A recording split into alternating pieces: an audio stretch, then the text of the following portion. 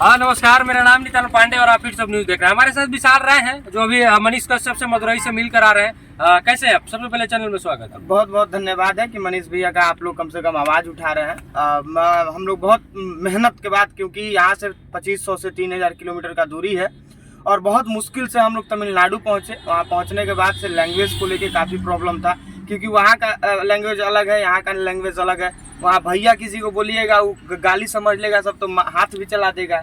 बहुत सारा डर था और बहुत सारे समस्या का सामना करते हुए हम लोग पहुंचे और भैया से मुलाकात भी हुई। पहली बार जब आप वहाँ गए मनीष कश्यप के पास सेल में मिलने के लिए, बाहर से जैसे बोल रहे थे कि फोन पे उनसे बात होता है, हाँ, तो क्या बात हुआ आपका मनीष कश्यप से? देखिए, सबसे पहले तो हम लोग अंदर गए, कानूनी जो प्रक्रिया होता है उस वो करके, और अंदर हम लोग जब गए तो मनीष कश्यप आए और सबसे पहले उस साइड में जाली लगा हुआ है और इस साइड में हम लोग की तरफ शीशा लगा हुआ है और दोनों साइड टेलीफोन लगा रहता है। तो टेलीफोन के माध्यम से बात करना होता है। तो बड़ा पहले तो आए तो पहले हम लोग का नज़र मिला तो बहुत भावुक हो गए और हम लोगों को भी देख के काफ़ी आंख में आंसू आ गया कि कोई जो इंसान जब सड़क पे खड़ा होता था तो हज़ारों लोग इकट्ठा हो जाते थे सेल्फी लेने के लिए, और रोड पे चलता था तो ये इंसान किसी न किसी का मदद करते हुए चलता था। यहाँ से अगर रांची जाना है तो यहाँ से रांची जाते में कितने लोगों का मदद हो जाता था। जितना कैश पैसा रहता था उस कैश पैसा को निकाल कर वो बांट देते थे, उनके पॉकेट में कैश पैसा नहीं बचता था कभी। और वो इंसान इस तरीके से काला पानी का सजा काट रहा है, जो बिहार के लिए लड़ा, मेरे लिए लड़ा, आपके लिए लड़ा और बिहार वासियों के लिए लड़ा। उसका क्या कसूर था? वो तो मजदूर का आवाज़ उठाया था और उस इंसान को इस तरीके से जेल के अंदर सलाखों के में कैद किया गया है। इसी तरीके से जब अंग्रेज का शासन चलता था तो जब भी कोई देश की आज़ादी के लिए आवाज़ उठाता था, भगत सिंह जब भी इस देश के लिए आवाज़ उठाते थे या फिर जो भी इस देश की आज़ादी के लिए आवाज़ उठाता था तो उसको उसी तरीके से बंद कर दिया जाता था। और एक भगत सिंह का चेहरा उनके चेहरा में झलक रहा था और हम लोग को लग रहा था कि हमको लग रहा था कि ये 21वीं सदी के भगत सिंह है। लेकिन जब चर्चा होने लगा, जब बात होने लगा तो बहुत सारे विषयों पे बात हुआ, लेकिन वो इंसान एक बार भी अपना बात नहीं किया। वो इंसान एक बार भी अपने माँ का, अपने पिताजी का, अपने भाई का, किसी का जिक्र नहीं किए। एक बार ये नहीं पूछे कि मेरे केस का क्या हो रहा है, हम कब तक बाहर आएंगे।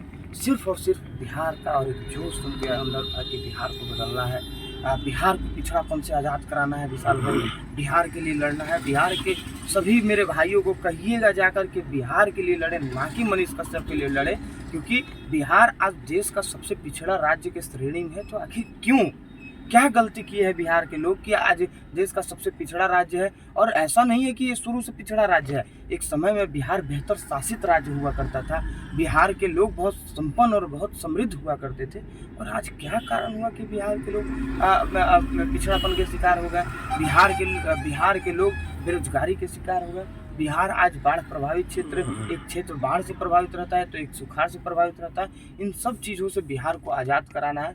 बिहार के युवा जो आज कहीं ना कहीं शिक्षा, उनके विकास में बहुत ज़्यादा बाधा बन रहा है, तो उस चीज़ से आज़ाद कराना है और सबके लिए लड़ना है और बिहार को बचाना है, इस दलदल से निकालना है बिहार को। सिर्फ और सिर्फ बिहार का चर्चा कर रहे थे। कहीं ना कहीं हम लोगों को भी देख के लग रहा था कि उस इंसान के आंखों में बिहार को बदलने का सपना आज भी है और सीने में बिहार धड़कते हुए हम लोग ये चीज़ को महसूस कर पाए। हम लोग का भी मन बहुत भावुक था, लेकिन हम लोग उनके आंखों में आंसू नहीं आने देना चाहते थे, क्योंकि अगर वो टूट जाएंगे तो हम और आप टूट जाएंगे। कहीं ना कहीं उनसे मेरा भी हिम्मत है, आपका भी हिम्मत है और बिहार के हजारों लोगों के लिए वो प्रेरणा का स्रोत है। एक चीज़ आपके वीडियो में हमने ये भी देखा कि आप कह रहे थे कि वो अलग एक सेल का मांग कर रहे हैं। आखिर उनके साथ वहाँ सेल जहाँ पे है अभी जिस वक्त जिस सेल में, उनके साथ क्या प्रॉब्लम हो रहा है? देखिए, क्या हुआ कि जब M.K. स्टालिन जब मुख्यमंत्री वहाँ के जो बिहार आने वाले थे उससे एक दिन पहले हम मुलाकात किए वहाँ। तो वहाँ पे क्या किया गया था कि उन जिस रूम में उनको रखा गया था, जिस वार्ड में रखा गया था, उसमें वो काफ़ी सुरक्षित थे, कंफर्टेबल महसूस कर रहे थे, बहुत अच्छे से थे। लेकिन जब वहाँ उस वार्ड से उनको हटाकर दूसरे वार्ड में डाल दिया गया तो उसमें नशेड़ियों का वहाँ पे था और अपराधी प्रवृत्ति के लोग वहाँ पे थे। तो उसकी वजह से वो काफ़ी भावुक हो गए और दूसरा दिन जब हम मिले तो मिलते मिलते वो फपक के रोने लगे और इसलिए रोने लगे कि विशाल भाई, हम नशा नहीं करते हैं, हम बीड़ी सिगरेट कुछ नहीं पीते हैं और हमको ऐसे लोगों के बीच में रख दिया गया है जहाँ पे हम घुट घुट के जी रहे हैं। वो पहला दिन नहीं रहे थे, पहला दिन एकदम स्ट्रांग थे, लेकिन दूसरा दिन इसलिए रो रहे थे कि उनको गलत जगह रख दिया गया था और गलत इंसान के बीच में रख दिया गया था। वो कहीं ना कहीं पॉजिटिव इंसान है और देश के हित में कुछ बेहतर सोचने वाले इंसान है, और उनको अपराधियों के बीच में रख दिया गया था। तो उनको इस बात का काफ़ी दुख था। बहुत समझ जाइए कि उस दिन वो टूटे हुए लग रहे थे। वो कह रहे थे कि आप बाहर जाइए तो लोगों को ये बताइए कि हमको अंदर में इस तरीके से परेशान किया जा रहा है। बाहर जाइए तो लोगों को, बिहार वासियों को कहिए कि सरकारों से ये सवाल करें कि क्या कसूर था मनीष कश्यप का, आखिर किस गलती का सजा दिया जा रहा है। ये बात उनको भी नहीं पता है कि किस गलती का सजा दिया जा रहा है।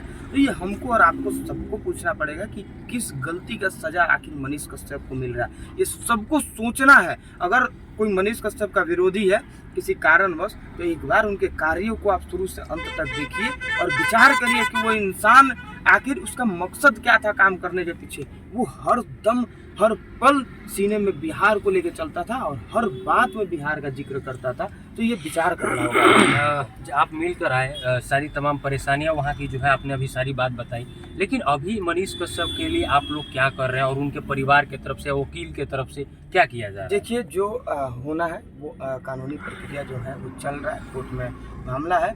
लेकिन हम लोग अपने स्तर से लगातार आवाज़ उठा रहे हैं और आवाज़ उठाने के साथ साथ हम लोग सड़क पे भी इसके लिए संघर्ष करेंगे। और मनीष कश्यप के लिए नहीं, हम लोग बिहार के लिए संघर्ष करेंगे और बिहार को हम लोग चाहते हैं कि बिहार बचे। क्योंकि अगर आज हम और आप इस बिहार के लिए नहीं लड़ेंगे तो इतिहास हम लोगों से सवाल करेगा और उस टाइम हम लोग के पास कोई जवाब नहीं होगा। आज कहीं ना कहीं सरकारी विद्यालय में जो शिक्षा मिल रहा है, क्या उस शिक्षा से कोई सरकारी नौकरी पा सकता है? कोई IAS IPS बन सकता है? नहीं बन सकता है। दिन पर दिन प्राइवेट स्कूल खुलते जा रहा है बिहार के अंदर। सरकारी, जब शिक्षा मेरा अधिकार है तो क्यों हम प्राइवेट स्कूल में पढ़ने जाएं? हमको सरकारी संस्था पे जब हजारों करोड़ों रुपया खर्चा किया जा रहा है शिक्षा देने के नाम पे, 40-40 हज़ार 45-45 हज़ार जब सैलरी दिया जा रहा है, तो हम क्यों प्राइवेट स्कूल में पढ़े? जब शिक्षा मेरा अधिकार है तो हम क्यों अपने शिक्षा ग्रहण करने के लिए हम जमीन को बेचें? तो इन सब चीज़ों के लिए हमको, आपको, सबको लड़ना है, हर इंसान को लड़ना है। आप मदुरई गए जैसे, वहाँ पे अलग भाषा, अलग लैंग्वेज और मनीष कश्यप अंदर बंद है। आप लोग भी पहले मनीष कश्यप, पहले क्या अभी भी मनीष कश्यप को सारा आप लोग भी पूरा सपोर्ट करते हैं, जितना भी वीडियो देखिए मनीष कश्यप, तो आप लोग वहाँ पे जैसे मदुरई में उतरे तो वहाँ पे आप लोग को डर नहीं लग रहा था कि जैसे हम MK स्टालिन के स्टेट में आ गए हैं, ऐसे उन्होंने NSA लगा करके बंद कर दिया? एक आदमी से हिंदी में जब हम बात किए तो वो तुरंत गुस्सा में आ गया, मतलब लगा कि अब लड़ जाएगा। तो हम लोग बोले कि यू नो हिंदी, हम इंग्लिश उतना नहीं आता, हम लोग देसी आदमी, अनपढ़ आदमी है, यू नो हिंदी। तो वो कह रहा है यू नो तमिल। हम लोग को डर लग गया कि कहीं भाई इसको हिंदी सुना पड़ता। और वहाँ पे हम लोग को जाना रहता था मदुरई सेंट्रल जेल, तो हम लोग सिर्फ इतना ही बोलते थे कि मदुरई सेंट्रल जेल ऑटो वालों से, उससे ज़्यादा हम लोग डर से नहीं बोलते थे कि कहीं बोलेंगे भैया छोड़ दीजिए तो उसको कहीं छोड़ दीजिए, कहीं गाली समझ ले भाई, वहाँ पे लात जूता हम लोग को बरसाते। तो बहुत सारे चीज़ों को आप कह रहे हैं कि हम तमिलनाडु में गए तो हमको हिंदी बोलने में डर लग रहा है, लेकिन वहाँ का मुख्यमंत्री हमारे बिहार में आ रहा है तो ऐसा स्वागत किया जा रहा है कि जैसे कि साला बनोई है। तो ऐसा क्यों हो रहा है? ये कहीं ना कहीं हम लोगों का दुर्भाग्य है कि लोकतंत्र में जिस देश में इस लोकतंत्र में नेताओं को भगवान कहा जाता है, वो भगवान कहीं ना कहीं दानव बन गया है।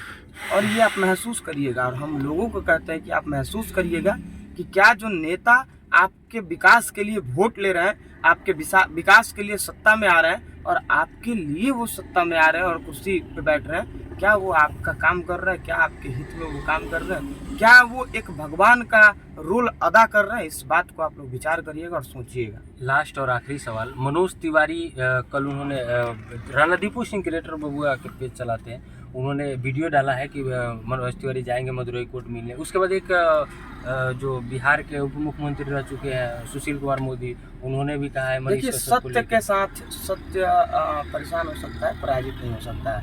सत्य का राह बहुत कठिन होता है लेकिन बहुत खूबसूरत होता है। जब मंजिल जब मिलता है तो वो बहुत खूबसूरत मंजिल होता है। तो धीरे धीरे जो विरोधी हैं वो भी मनीष कश्यप का जो नैया है उसके खेवैया बनेंगे और मनीष कश्यप के विचार के साथ और उनके आइडियोलॉजी के साथ जरूर मिलेंगे और जरूर जुड़ेंगे। और इंतजार करिए उस वक्त का जब हम और आप और मनीष कश्यप जैसे लोग मिलकर इस बिहार को बदलेंगे, क्योंकि इस बिहार को बदलने के लिए जो लड़ाई है वो हमको और आपको ही मिलकर लड़ना पड़ेगा। चलिए, बहुत बहुत धन्यवाद। हमारे साथ विशाल राय थे, गोपालगंज से चल के मदुरई मनीष कश्यप से मिलने गए थे। कैसा लगा आप लोगों को इनका बात, और मनीष कश्यप के बारे में आप लोग क्या रहे, कमेंट सेक्शन में जरूर बताइए। जय हिंद।